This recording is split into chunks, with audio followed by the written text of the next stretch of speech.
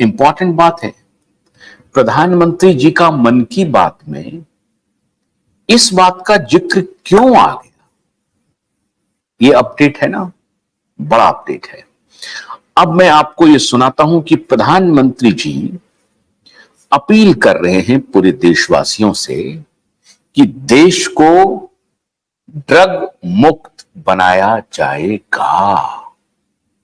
समझ में आ रही है बात? मैंने जो आपको कहा कि नारकोटिक्स और सीबीआई के जो मेरे सूत्र हैं, उन्होंने जो मुझे बताया है वो सुनिए। और आज ही के दिन प्रधानमंत्री जी के मन की बात में प्रधानमंत्री जी को 10 साल में यह ख्याल नहीं आया, कभी ख्याल नहीं आया। आज ये ख्याल क्यों आ गया है? क्या ऐसी बात हो गई है ना? बात इंपॉर्टेंट बात है और बात बहुत गंभीर है। पहले प्रधानमंत्री की बात सुन लीजिए, बात सुनिए। उसके बाद मैं आपको तफसील से सारी जानकारी देता हूं एक एक करके कि ये बाप बेटे और बॉलीवुड का चरसी गैंग चाहे कोई भी तिकड़म लगा ले, हम उसको छोड़ने वाले नहीं हैं। हम उसे जेल पहुंचा के छोड़ेंगे। वो जितेंद्र दीक्षित जैसे भाड़ जर्नलिस्ट को मैदान में उतार करके वो सोच रहा है कि हम इस पूरे अभियान को डिरेल कर देंगे, तो वो गलतफहमी पाली हुई है। ये जो तस्वीर आप देख रहे हैं ना, मैं हैरान हूं। ये निर्लज्ज पत्रकार को, ये पतित को, ये बेईमान को, ये भ्रष्ट को ये कहते हुए शर्म नहीं आई? एक लड़की की नग्नावस्था में डेड बॉडी मिली, उसके साथ रेप हुए, उसका पोस्टमार्टम रिपोर्ट को गायब कर दिया। पोस्टमार्टम रिपोर्ट जो आया फर्जी हुआ, फर्जी तरीके से सारे लोगों को। और यह व्यक्ति कह रहा है कि मैं क्राइम कवर करता रहा हूं 20-25 साल से। हैरानी है, बेशर्मी की पराकाष्ठा। उद्धव ठाकरे, आदित्य ठाकरे, तुम कितना पैसा लुटाओगे? जितना भी तुम पैसा लुटाओगे सब के सब बर्बाद होंगे, क्योंकि आप ये सोच रहे हो, आप नहीं, तुम ये सोच रहे हो, तुम ये सोच रहे हो कि तुम्हारे पैसे की इतनी ताकत है कि तुम ये छुटभइये दो कौड़ी के पत्रकारों को खरीद करके न्याय खरीद लोगे, जस्टिस खरीद लोगे। तो ये गलतफहमी पाल रहे हो उद्धव ठाकरे और आदित्य ठाकरे और तुम्हारा टोटल चर्ची गैंग, जो इस तरह का स्टेज मैनेज इंपॉर्टेंट डिस्कशन करवा के लोगों के ध्यान को भटकाने की कोशिश करता है। पहले भी तुमने ध्यान भटकाने की कोशिश की, उससे हुआ कुछ नहीं। सारे के सारे जर्नलिस्ट एक्सपोज हो गए।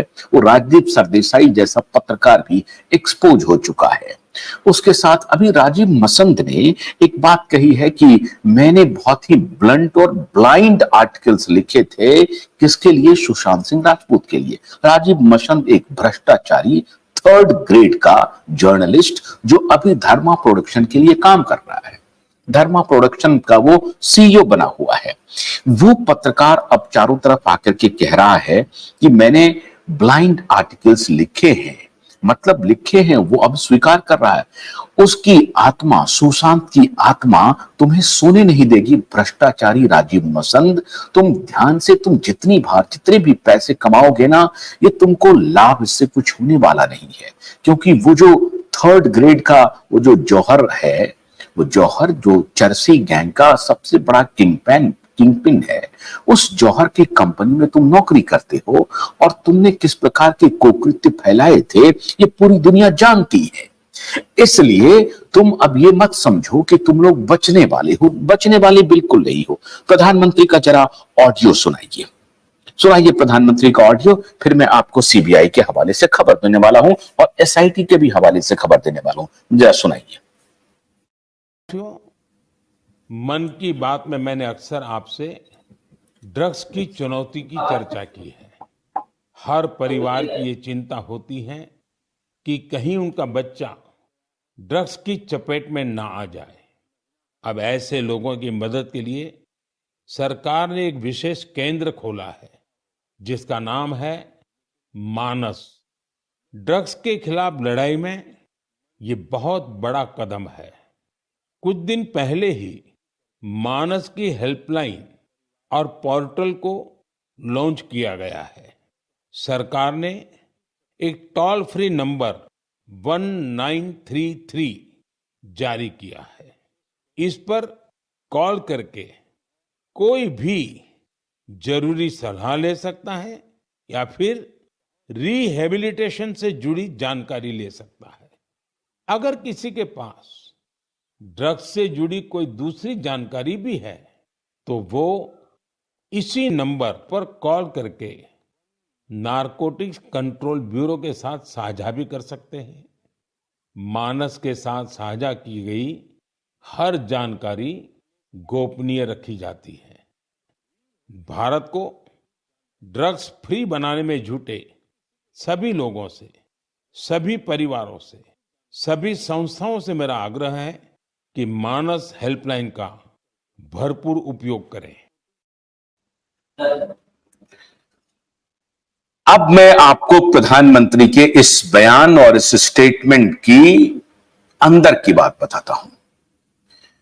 जब कभी भी प्रधानमंत्री इस तरह की बात खुले मंच से करते हैं और जनमानस के लिए करते हैं तो वो एक प्रकार का संदेश होता है एजेंसीज के लिए कि तुम्हारे कान खड़े हो रहे हैं कि नहीं हो रहे हैं, या हम ठीक करें तुमको कोई मैनेज कर रहा है, तुम मैनेज हो रहे हो क्या, तुमको समझ में आ नहीं रही है बात क्या। मेरी कुछ ब्यूरोक्रेट्स मित्रों से बात हो रही थी और कुछ पुलिस ऑफिसर जो बड़े ऑफिसर्स हैं इंडियन पुलिस सर्विस के, उनसे बात हो रही थी। उन्होंने कहा कि देखिए साहब, जो सिस्टम है वो कैसे काम कर रहा है, हर बात के लिए प्रधानमंत्री को जिम्मेदार ठहराना ठीक नहीं है और गृह मंत्री को जिम्मेदार ठहराना ठीक नहीं है। प्रधानमंत्री के सामने एक दिन में सैकड़ों काम होते हैं, तो वो तो ऐसा है नहीं कि एक मुद्दे को लेकर के बैठ जाएंगे और एक दिन का रिपोर्ट लेंगे। लेकिन मैंने जब कहा कि 4 साल तो कम समय नहीं होता है, 4 साल तो संदेह स्थापित करने के लिए बड़ा वक्त होता है। बोला बिल्कुल ठीक कह रहे हैं आप। बोला ये कि पॉलिटिकल पार्टीज के लोग अपने तरफ से कोशिश करते हैं, लेकिन ध्यान रखिए जो स्थायी सत्ता है ये ब्यूरोक्रेसी के पास है, वो एडमिनिस्ट्रेशन के पास है और वो पैसे खा करके भ्रष्टाचार में सांगो पांग लिप्त है। बड़े बड़े आईएएस ऑफिसर, बड़े बड़े पुलिस अधिकारी पैसे लेकर के इन मुद्दों को बरगलाते हैं, ठुकराते हैं, गुमराह करते हैं। अब उन्होंने एक एग्जाम्पल दिया। उन्होंने कहा कि जब आपकी मीडिया में, आप जरा कल्पना कीजिए, आपकी मीडिया में एक वर्ग है जो रात दिन आकर के इस खबर को प्लांट कर रहा है। आज बहुत इंपॉर्टेंट बात मैं आपसे शेयर कर रहा हूं, इसलिए मैं कह रहा हूं धैर्य रखिए, देर है अंधेर नहीं होगा। उन्होंने जो आज मुझे बताया वो मैं आपको बता रहा हूं। उन्होंने कहा कि जब आपकी मीडिया में एक बहुत बड़ा वर्ग है जो उनके पेरोल पे है, धर्मा प्रोडक्शन के पेरोल पे है, उद्धव ठाकरे, आदित्य ठाकरे के पेरोल पे है, सलमान खान के पेरोल पे है, जो उनसे रिलेटेड, उनकी अच्छाई से रिलेटेड स्टोरी को प्लांट करते हैं और बड़े बड़े मीडिया हाउसेस में घुसे हुए हैं। वो स्टोरी प्लांट करके क्या करते हैं, लोगों का मस्तिष्क बदलते हैं, ओपिनियन बना देते हैं। गन्ने की कड़ी बुनियाद, जिसे मराठी में खुडक्या और कुछ उत्तर भारत के क्षेत्रों में खुटकी भी कहा जाता है, उसे केवल भोलानाथ का 2-in-1 बैटरी ऑपरेटेड हार्वेस्टर कम ब्रश कटर आसानी से और बिना रुकावट के काट सकता है।